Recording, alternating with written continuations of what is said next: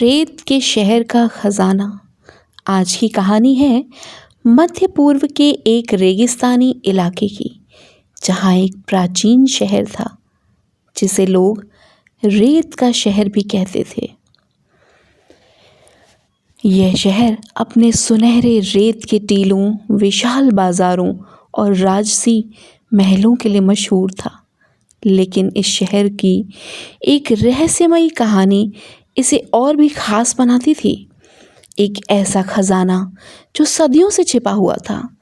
कहते हैं इस खजाने की रक्षा एक पुराना अभिशाप कर रहा था। जिसने भी इसे पाने की कोशिश की वो कभी वापस नहीं आया। लेकिन यह डर भी खजाने की खोज करने वालों को रोक नहीं पाया। शहर के पास ही एक छोटा सा गांव था, जहां एक लड़का हसन ऊंट चराता था। हसन की आंखों में बड़े बड़े सपने थे। एक रात उसने सपना देखा कि एक रहस्यमयी बुढ़िया उसे नक्शा दे रही है और कह रही है, खजाना तुम्हारे भाग्य में है, लेकिन इसकी कीमत तुम्हें चुकानी होगी।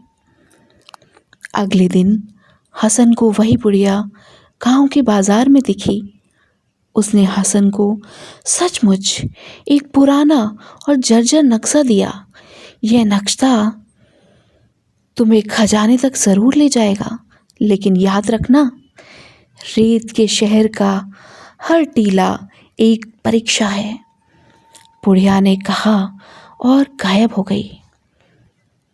हसन, जो कि बहुत हैरान था, उसने अपने दोस्त को सारी दास्तां कह सुनाई और फिर दोनों ने मिलकर यह निश्चित किया कि वे दोनों खजाने की खोज पर जाएंगे।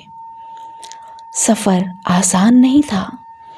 जैसे ही उन्होंने रेगिस्तान में कदम रखा, एक भयंकर रेत का तूफान आया। तो उन्होंने बड़ी मुश्किल से खुद को बचाया, लेकिन उनके नक्शे का एक हिस्सा हवा में उड़ता हुआ कहीं दूर चला गया। फिर दोनों उसके पीछे दौड़े और बहुत मुश्किलों से उस हिस्से को पाया। आगे बढ़ते हुए उन्हें एक खंडहर मिला, जहाँ की दीवारों पर प्राचीन संकेत लिखे थे। संकेतों को हल किए बिना दरवाज़ा नहीं खुलता।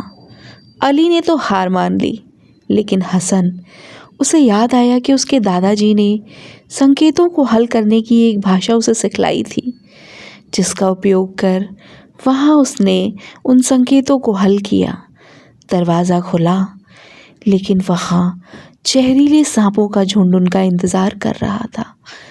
किसी प्रकार से दोनों दोस्तों ने मिलकर उन सांपों से तो पार पा लिया, लेकिन आगे बढ़े तो उन्हें एक स्थान पर, जहाँ वह खजाना छुपा हुआ था, एक चमत्कारी रोशनी दिखी जो एक आकृति के साथ प्रकट हुई।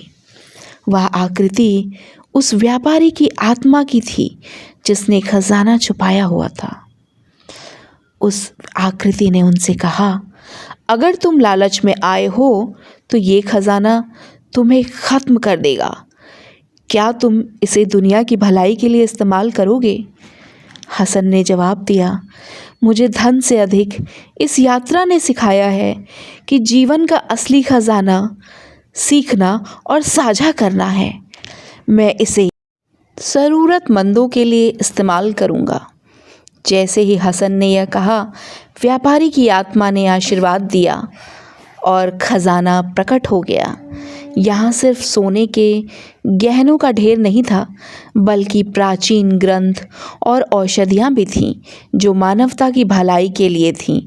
हसन और अली खजाना लेकर लौटे और शहर के लोगों में बांट दिया। बुढ़िया फिर प्रकट हुई और उसने कहा, तुमने लालच पर जीत पाई है, यही सच्चा खजाना है। तो इस कहानी से हमें यही सबक मिलता है कि हर बार खजाना वो नहीं होता जो चमकता है। कई बार मानवता भी एक सच्चा खजाना बन सकती है।